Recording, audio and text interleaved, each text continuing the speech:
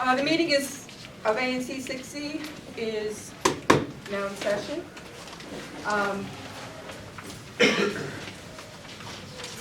Call the meeting to order. Looks like Antonio's not here yet. So I will take the roll. ANC 01, Present. 02, Here. 03, Present. 04, Here. 05, I'm here, 06, and 07. Okay. Yeah, I understand traffic's a mess, so we'll likely have latecomers come in. We do have quorum, so we can go ahead and start the meeting. Please look at the agenda, members of the commission, and see if there's anything that you don't see that's supposed to be on there or needs to be deleted.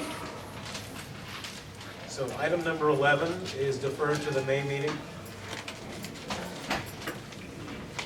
At 1612 to 1616 7th Street Northwest. Okay. Also at the May meeting, Charles Allen will be doing a presentation just a few moments coming. Anyone else have changes to the agenda? Okay. Can I have a motion to approve the agenda? So moved. Second? Second. All in favor? Aye. And since we're recording for our note taker, we're supposed to repeat who made the motion. The motion for accepting the agenda was made by Alex, seconded by Frank, and approved unanimously 5-0. Okay. Police reports. 5D is here, March. Yay! Welcome. Come on up and tell us what's happening in your neighborhood. So we're very specific topics for 5D since we only have 2 blocks of that I represent. So I represent 2 blocks of 5D, which is right by Dunbar High School. So we're going to talk about, we've had dirt bikes, which is a popular topic in the news, and that is now in my area. It's very unfortunate. And the poopers. So if you can address the dirt bikes first. That's apparently, I have not seen it, but there's 2 constituents here. Apparently it's on the baseball field and on N Street. Right, David? Yes. So dirt bikes and ATVs are illegal in the city. It's illegal to ride them. If you see a group of them or see them, call 911. When a call is placed, we will dispatch a car. If a car can get there fast enough, we can get other cars in the area and we'll try and box them in and nab them. We're not going to pursue them. If that's what you think is going to happen, we're not going to do that. If folks are lucky enough or fast enough to get their cell phone out and take a picture of these guys, you can share it with the officer, email it to the officer. We have government email addresses. There's no reason why we can't get the photos. We'll see if we can identify them. If we do catch them, they're arrested. We seize the dirt bikes. And it's up to the Attorney General's office to decide what kind of prosecution, what kind of charges they're going to stick on them or not. That's about it. So what's the deal though, they're on government property, on that DPR land? And this is last week, right? How many times last week? 3 or 4. And it went on and on and on, and no Right. one. They're not doing it. There's some nights of the week when the lights are on and there's like people playing baseball at the fall or something, like groups that rent out the space, but. Can I make a comment? You can, right here. Okay, Sarah, I did a video. I don't know if I was supposed to do that or not, I just got fed up with it, and it gave me a headache, so I just went out and I started shooting. And I got the guy's mug on my video, Okay. and his dirt bike. Okay. It's a flash, and you can see his face, but he asked me what I was doing while I was doing it. I said, I ain't doing nothing, just to kind of draw a blank, and then just turned around and went about my business. Now, I did get online and sent the video in, and I went over to Ward 6 police station to try and talk to one of the officers there. And the policeman at the front desk gave me a piece of paper with Officer Lanier's email and number, which I pursued. But that's as far as it went. I sent the video out, and that's it. Right, well, if we can identify that person, then we know who they are. We may be able to get a warrant for their arrest. for whatever they were doing in the video, but if we can identify them, then that subject is just gotten away with I'm everything. not gonna talk to them. I'm What's not that? gonna go up and say, what's your name? You know, that's. Well, I'm not asking you to do, I'm not asking anybody to confront them, that's a little on the dangerous side, but if somebody gets a picture of them or them on video on the dirt bikes, they usually ride the same bikes, you know, we get descriptions, that helps. Usually they're stolen, so when we do get them, they get charged with that stuff also, but it's a problem between 5D and 1D, I'm from the 5th District, PSA 501, they bounce back and forth, sometimes we can get them and sometimes we can't, that's the way it goes. But you said something about Coopers? Well, let me finish up with the bikes first, but if this was consistent last week, I called 911 3 or 4 times. why was there no one there that night? Like kind of canvassing the area and all, and this was all last, why was there not someone like, you know, maybe let's be a little bit proactive and someone hang out by the baseball field, because this is where this is gonna be. Well, that goes into the end of our resources. You know, if we're busy, we have calls for service. If the officer hanging out, maybe taking another 911 call. So, I mean, there's only so much peanut butter to spread on the bread, so to speak. So if we can have an officer stay in the area, we will.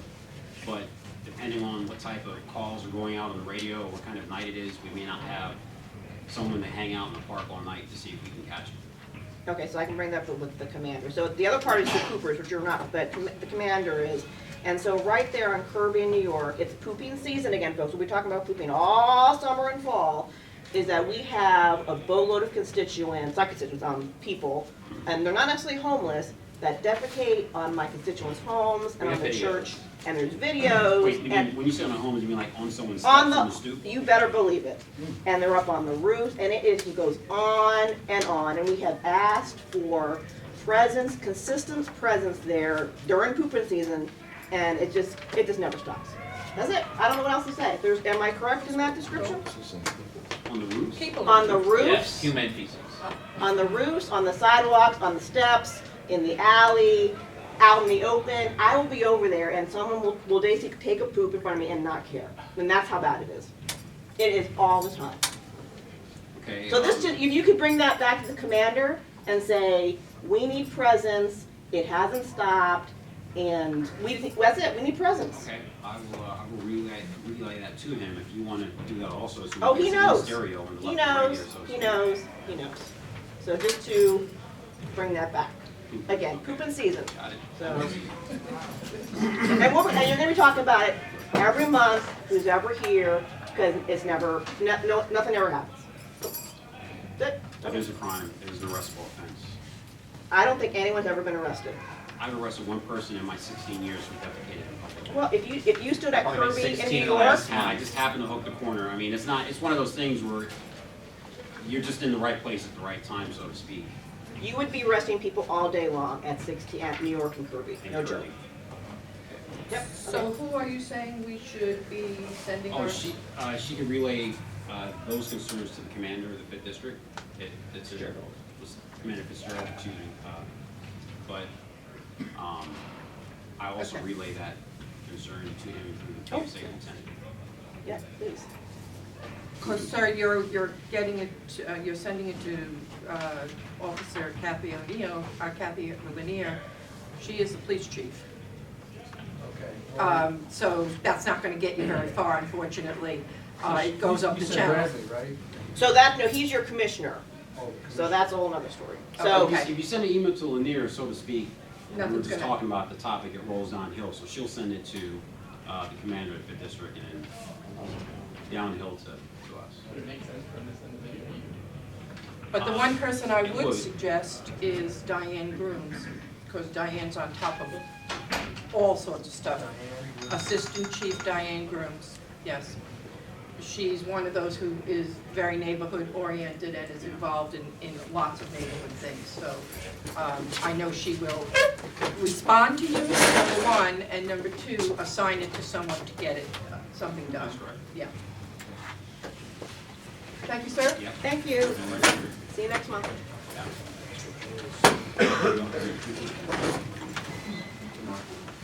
Hey, I'm Lieutenant Harris, PSA 308. Everything from New Jersey to 9th Street, New York on up to, R Street. So is there any concerns here about that area besides the grill? Yes, yes. Molten keeps me busy. So Yeah. you have an update about the shots that were, 6 shots were fired about 2 weeks ago now. So you guys were pursuing the car, and then what happened? We with weren't pursuing the car. The car was, we had a good lookout for the car. Several cameras in the area did pick up the car. The car was abandoned at that church at 8th and O Street. We did recover it. They're testing it right now for fingerprints, and hopefully you come back to somebody. We do believe it was stolen. The car came back to a company. So we're still investigating that. So my concern is this. So clearly there was a target. It probably was one of my constituents. We're talking about the 6 shots that were fired at the 2nd Northwest Cooperative property about 2 weeks ago now. And so clearly they did not hit the target. They wanted to murder someone that was probably standing there in the driveway. So, which is probably one of my constituents. So what are you doing now to basically prevent this? Because they're gonna come back. It is a guarantee when they're standing there in that driveway. Well, hopefully, like I said, we're investigating the car right now. Hopefully there'll be prints. Hopefully we can figure out what's going on. I have foot beats, mountain bikes, scooters in the area. We have high presence in that area, just like we have at 600 block of O Street and N Street.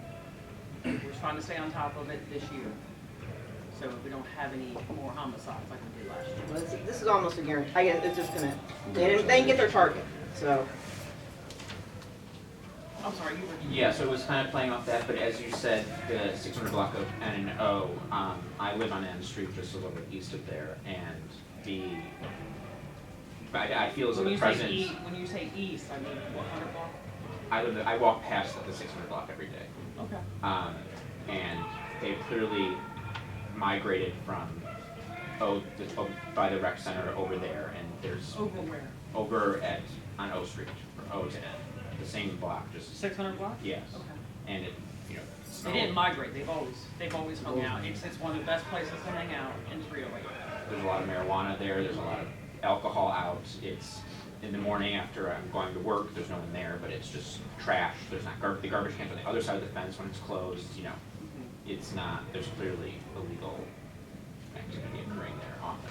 No, absolutely. And, you know, the good thing is that we were able to make 6 lockups for public consumption of marijuana. And we also made 3 Yeah. gambling lockups on O Street within the last 30 days. Oh. Which I know is good. Just for you. We are constantly monitoring that situation. We are running operations in that area, so when you do not see the police in the 600 block at O and N Street, we're watching. We're doing something else, because I've had to clear the marked units out. But there's always should be a presence there. If you don't see a presence there, you need to give me a call, because it goes on all 3 shifts. What about just some lights up? You know, They're supposed to have lights up. They've got cameras on the rec center. but they're like bright lights just make at night. Those blocks are bright, then they go. Then you know if it's bright, they're not Well, there. that's something I can talk to with the mayor's office, but I think that's been tossed around before.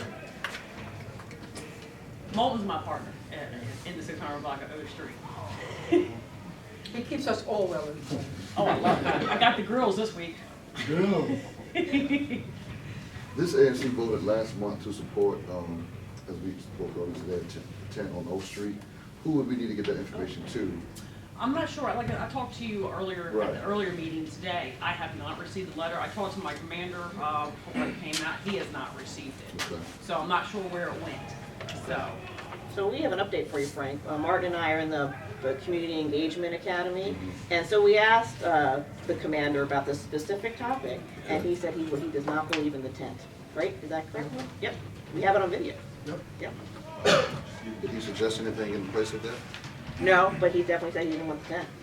Well, what I did do to, you know, like I said, to compensate, because how do I put it? The tent was my idea. I take full ownership of the tent. And yeah, some do feel it's a waste of resources when I should have folks walking around. And with the increased presence in the 600 block at O Street and N Street, I have doubled up the foot beats. The mayor was nice enough to give me 2 additional officers for the midnight and the evening shift, because it's getting even challenging for a single officer to rock in that area, because they are totally outnumbered. So now I doubled up. There are 2 officers that should be out walking around on evenings and on the midnight shift. Day work, I'm still keeping that by itself because the presence is not that. We're gonna keep doing it. I like what I'm doing now. I'm getting results from some of the operations I'm doing now. So hopefully the message is being sent. Lady in the red in the back, you had a question? Yes, ma'am. Yes, and, you can't have a daughter-in-law, No, we do not. Not on public space. because the dispatch y'all talking about, they at my window. I'm on the 6th floor, and I Sixth can hear floor, everything. What I'm number right block? there, I'm right at 7-0, 710, okay, and they're right there on the Oak Street side. okay.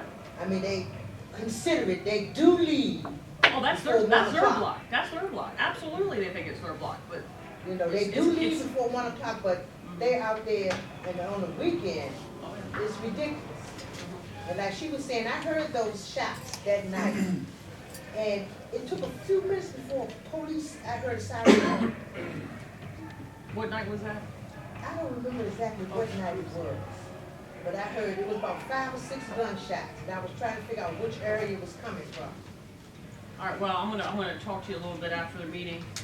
I got something that you can help me out with. Very good. Thank you so much. Oh, I'm sorry, Martin. I didn't see you. 1300 block of Fifth Street for the shooting. So that's the first place I've ever seen someone shot in my life, to witness someone getting shot in my life. Now, since I've lived here, there have been 3 murders and numerous shootings. There's got to be something more we can do to break that up, because 3 days out of the week I come up my own street and they're drug dealers right there. I know they're drug dealers because I follow the arrest records of who gets arrested. Why can't we do more to break them? What can we do to break that up? I mean, 5, 6 guys just standing there, waiting for people to pass drugs to them. What can we do? I can keep doing what I'm doing, but there, like I said, I still think that there needs to be, some kind of deterrent or some kind of help for folks to get jobs and stuff in the area. Because, like I said, at 600 some block of O Street, people are just hanging out, able-bodied adults just hanging out and smoking weed. You I tell hear me. you. And they don't want jobs because they can make more money selling drugs than they could in any entry-level job. You make $20 an hour. They don't want a real job. I wouldn't want a real job if that was the only option.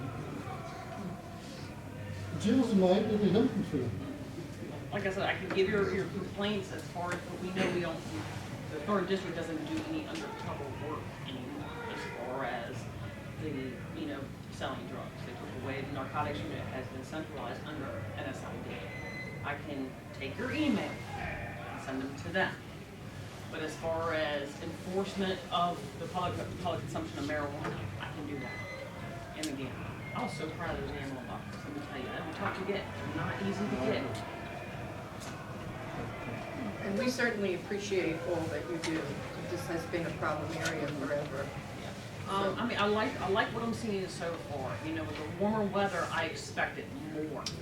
And, we put a lot of work into keeping the violence down, and we were successful. The only violent situation we had was the robbery of Compass Coffee. Did y'all know about that? Yeah. And citizens, great citizens like you are the ones that actually pulled the guy down and held him for the police. So, a week and a half ago, was Watch Commander. A guy came in, he was just released, came in, and he tried to hold up Compass Coffee right there on 7th Street with a knife. And a citizen that was standing in line tackled the guy and held him for police with the help of another person. Excellent. A teeny, because we gotta move on, Mark. Go ahead. So, Commissioner Magro found a condom or condoms in Main Street Park. Well, it's outside the park because the car was locked, so it was near it, not technically inside. Close by. You know he's gonna forward you the information anyway. You know what? I love him. I love him because he's out there and he leads me to where I need to be. So Yeah. I have no problem with that. Well, it's nice seeing you all. Thank you.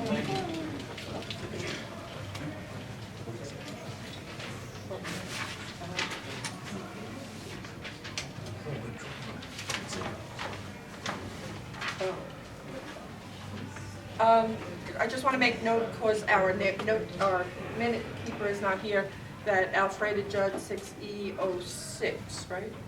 07, I'm sorry, 6E07 has become part of the commission for the evening.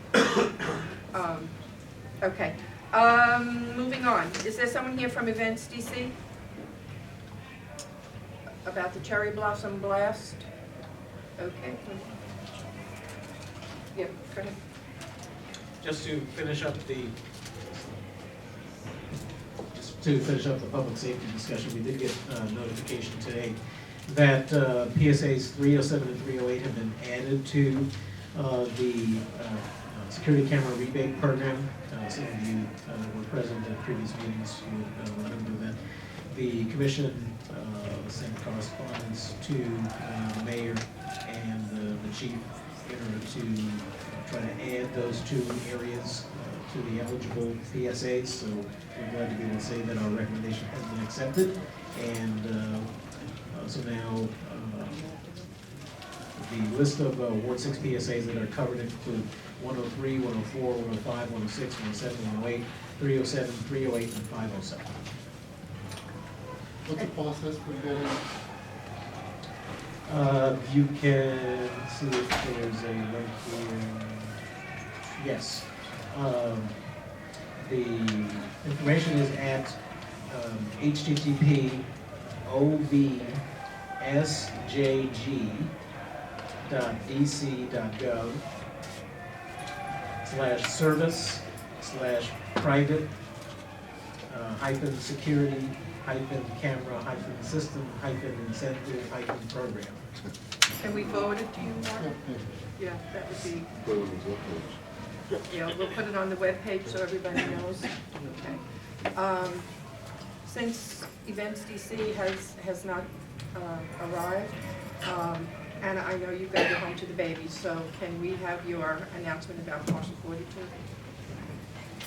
Hi everybody, my name is Anna Shapiro. I'm from the Office of the Deputy Mayor for Planning and Economic Development, and as many of you may know, we're in the middle of a solicitation process for parcel 42, which is at the intersection of Rhode Island, 7th Street and R Street, and it's right across from the Shaw Library. We're having a public meeting at which the developers who responded to our solicitation will be providing the community with their presentations, explaining their proposals, kind of how they're going to incorporate the community benefits that we've included in our RFP through our RFP process, which I know some of you have taken part in. So if you have any questions, my information should be at the bottom of the flyer, and it's available up here. Please join us on April 13th at the Howard Theater at 6 p.m. We hope to get your feedback on the proposals. Thank you so much. Thank you, Anna, for stopping by. Office of the Mayor, sir. Good evening, everyone. Good evening. My name is Edward Dodson, the Ward 6 Liaison for the Office of the Mayor. Just two quick updates. The Mayor has proposed to raise minimum wage in DC to $15 by 2020. So for those of you in here who support, I can pass this around and collect the signatures to sign a petition. And then another announcement is on April 16th, Saturday. It's the 2016 Emancipation Day Parade, Mayor Bowser, and that will be taking place at 441 4th Street Northwest. And you can register for that event on eventbrite.com. So that's it. Thank you. Appreciate it. Thank you so much. Is the person here from 911, 311? 911 and 311? We're moving right on then. Is the person here from the CVS Minute Clinic? Come on up and tell us what you're going to be doing. This is information only. Yep. Okay, good evening, everybody. My name is Karen Lovich, and I'm here with Laura Davis. And I'm here on behalf of Eric Marshall, who is a physician here in the district who is partnered with Minute Clinic, which is part of CVS Health. And Dr. Marshall and CVS are working with Minute Clinic proposing to open a limited service health clinic at the CVS at 655 K Street Northwest. So 6th and K. And Laura is a provider in the Minute Clinics, and so she's here to answer any questions you have, but I can just, give you the quick facts. If you haven't been to a Minute Clinic, it's a really awesome thing to have in your neighborhood. It's incredibly convenient. There's a limited scope of healthcare services provided there by nurse practitioners like Laura. And there's currently over 1,000 of them in the country, and there's, I think, 7 of them open in the district right now. And so there's services provided are for, I would say, common illnesses, and vaccinations mostly. And it's open, it's walk-in, so if you can't get into your doctor's office or can't get in without waiting, a very long period of time, particularly in cold and flu season, it's a really convenient thing to have. And then they're also open on weekends and hours in the evening. So it's Monday through Friday, 8:30 to 7:30, Saturday, 9 to 5:30, Sunday, 10 to 5:30. And so the cost of most services, well, the clinic, I should say first, they accept commercial as well as government program insurance, including Medicare, Medicaid, and the Medicaid managed care plan here in the district. The cost of most services, they also accept customers who are not insured. And so the cost of most services ranges from $69 to $129, with most services costing around $89. And so there's always a list of services out front, and there's always a price list out front. And so I think Dr. Marshall and Minute Clinic feel like this is a great neighborhood in which to open a clinic. And, it's very busy, it's growing. There's a lot of people who live here, work here, visit here, and just think it would be a great addition. So, Before you start, for those of you who are not familiar as to where it's going, it is the CVS at the, on K Street, American Medical Building. American Association of Medical Colleges. It's in that building, in that CVS. I just wanted, because a lot of people wouldn't necessarily know which one. Yeah. Yeah, it would be a great addition to the neighborhood because, the 7 clinics that are open, we see probably 25 to 30 patients a day. We do work alone by ourselves, so, we do some referring out, obviously, if things are out of our scope there. But, it's not taking the place of anybody's primary care, but it's a great addition to have when you can't get in for those small things like ear, nose, and throat infections, pneumonia, urinary tract infections, and another big service, like Karen said, was our vaccinations. A lot of physicians' offices don't carry them anymore. So, we stay pretty busy. Any questions? Yeah, maybe this has changed, but not so long ago, I tried to have a prescription filled at the CVS on the weekend, but if you're opening a Minute Clinic and the pharmacy was closed on one, I don't remember if it was Saturday or Sunday, and you need a prescription filled, that kind of, will they be changing the hours of the pharmacy so that if you're going to the clinic, you can fill, and then the pharmacy's closed, that kind of just like kills the purpose of that, in my opinion? That's a good question, and I'm actually surprised to hear it's closed on the weekends. There might be a change. I'm happy to inquire about that and provide the answer to your question to your audience. Because I think if you're going to have the clinic, you should be able to get the thing filled. Yeah, I think most of the clinics, anytime there's a clinic in any of the stores I've ever worked in, I worked in other states as well. The pharmacy is usually open the same. As long as the clinic is open, the pharmacy will be open as well. Even on the weekends, when the pharmacy opens later, we actually open later, 9 to 5:30 on Saturdays and 10 to 5:30 on Sundays, because a lot of times people one-stop shop. We see them write the prescriptions, and then they fill the prescription from the same store. So, I know it's going to be a welcome addition to the community. Yes. Reviewed some of your competitors, and it really is exactly what you're saying. They examine, prescribe, and fill those prescriptions right away, and that is like a godsend if you're having an upper respiratory issue or some other issue that you can't always get into the doctor to see. So we are greatly appreciative that you're coming to the neighborhood. and you don't have to use a CVS pharmacy either. We can send the prescriptions to other places. I know it's a big deal for people. So. Yeah, it is. But I should add what brings us here today, just so you're aware of the potential timing. Dr. Marshall and Minute Clinic are required to obtain what's called the Certificate of Need from the Department of Health. And so we have submitted an application to the Department of Health.